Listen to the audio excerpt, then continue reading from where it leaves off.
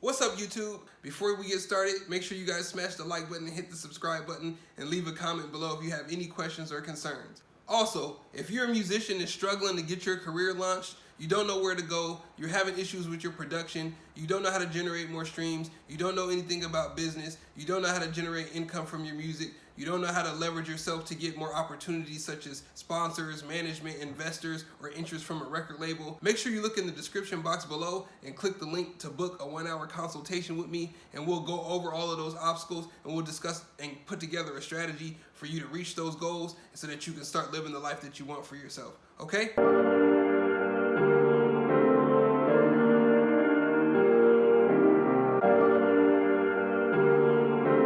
Beauty is irrelevant.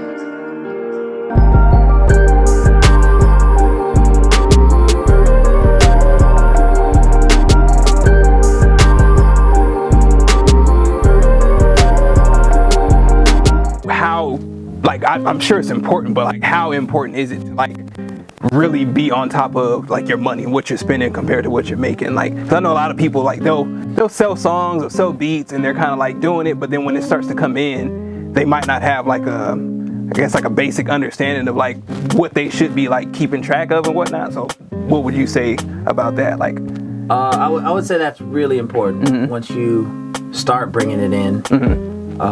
Even if you're not and you're just working, I think you really have to keep your head on about it. You know, they say that you shouldn't buy anything unless you can buy two of them. okay. Right? So, you know, if you're putting $50,000 into your project, you better have 100 so you're not broke. Right.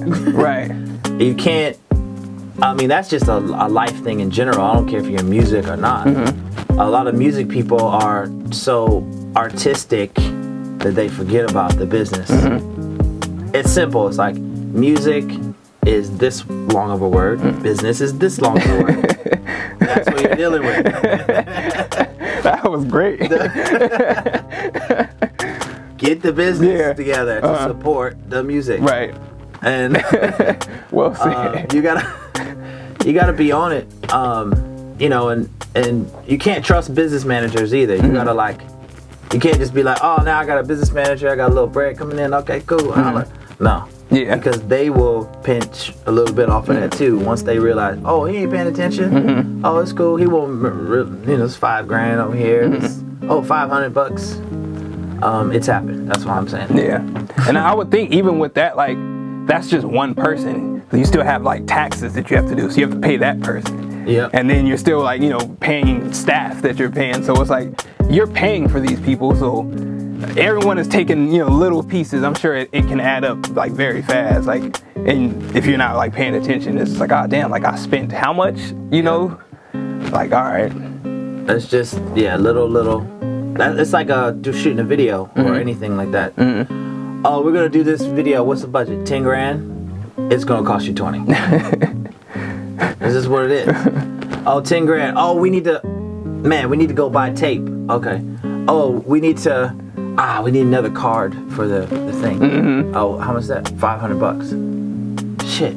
Everybody's here. We can't stop the production. Right. Okay. Oh, we're going overtime. Now we gotta pay all the guys extra, and we have to get dinner because we gotta feed them again. Yeah, like labor laws and damn. That's the kind of shit. Like if you're not on point, you look up and you be like, oh my god. Now I can't even get radio play. I can't hire anybody else. So you got this dope video, Can't do nothing with it. Yeah, I mean, you gotta be frugal. Okay. I think this might be my last question. So you've been in LA, you've been all around the world, and you know a lot of people. What role would you say, like, based off of all your success and everything that you've done, maintaining relationships, like what did that do? Like how has that worked for you, and just like networking in general? Maintaining relationships is number 2. Only 2. Don't overthink it when you're writing. Not too long ago, and we were saying how missing a phone call could be like a deal breaker between like a big opportunity or like not texting back in time. Yeah. Just because it's like, you know, a lot of this stuff is last minute, like, hey, we need a songwriter, we need a producer, can you do it? And you're like, oh yeah, you know, thanks for calling me. I just happened to answer the phone, and it led to this. That's how I got Ice Age. I just answered the phone that day, and I was like, all right. But I was gonna say, I remember first moving to LA, like me and Sleep, and like getting into the vibe of like making demo songs, like having Who's Looking list and trying to get to CeeLo. Yeah. And I remember seeing like, oh man, yeah, that would be dope to work with CeeLo. And then that was 2009, and then you fast forward, 5 years, and then you went from trying to write songs for CeeLo to like managing his band and like putting together his set list and like going on tour with him. And I was like, damn, like 5 years and the relationship is still there. The same with like Macy Gray. It's like I remember Macy coming around, back then, and then still now it's like still around, still on tour, still very good relationship, and just it opens up those doors for you to go do other things. And I was like, damn, man. I was like, Printz can definitely maintain those relationships. So I see how important it is. And there might be one person that would say anything less than positive, about me personally. So the ex-girlfriends will disregard. Yeah. Maybe like 6.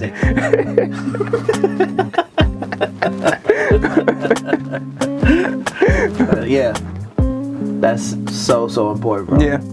And it's what else with the relationships? I know we talked about it earlier, but it is nice to lift a hand to help people.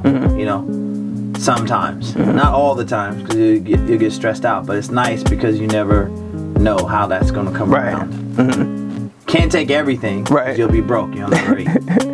But like I did this record in New Zealand with this band 660, and I mean the fee they didn't have. It's New Zealand. They didn't have the fee to pay me all my shit. So I mean I severely reduced the fee. I just took a fee to do the whole album. And I had a blast doing it. And then now they're signed to Capitol here in the States. Nice. Just released the single worldwide that we did. I haven't heard it. Yeah, Special. It's called Special. Okay. And they're like featured on Spotify, and like everything's going like this. Because I was just like, you know what? I'm cool. Fuck it. I'll roll down there. Do it for much of nothing and just have some fun.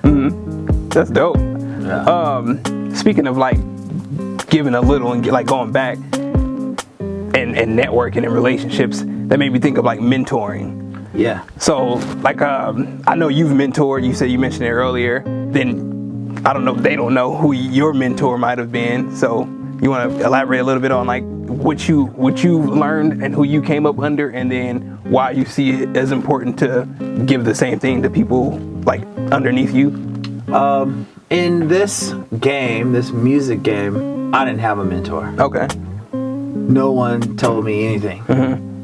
But my mom and my granddad, those were like my mentors. Okay. My mom had me quite young, and she would always say, I'm going to do this and make it happen and get it done.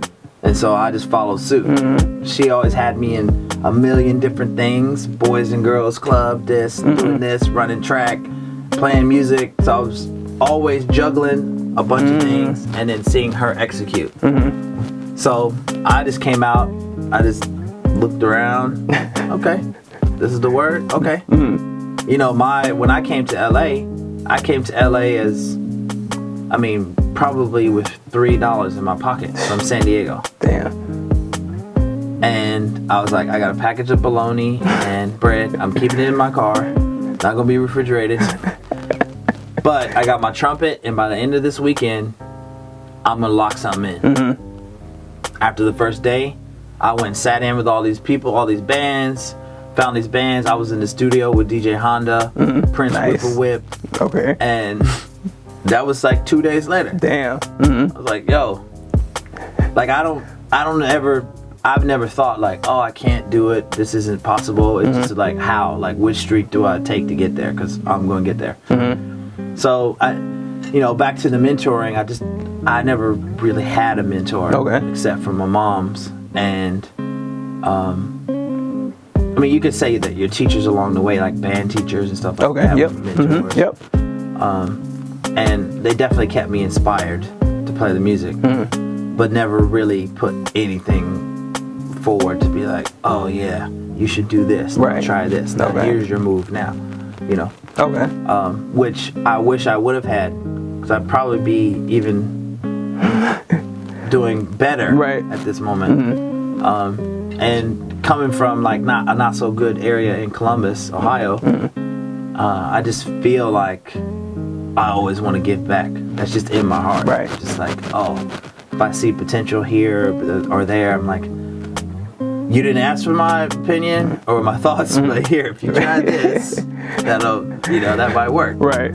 Yeah. All right. Well, shoot, man, that was all my questions. I actually asked a couple more than I anticipated, but all good stuff. So, man, I've even learned a lot from this already. I expected to. So, definitely good to get a little more under the surface and hear more about what you've come from. And always happy to see you, take off and do all kinds of dope stuff because I can brag about it. I'm like, that's my big bro, man. So, man, thank you again for sitting down with me, man, and bringing me in this nice ass studio.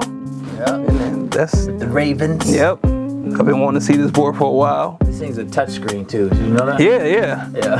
I've priced them.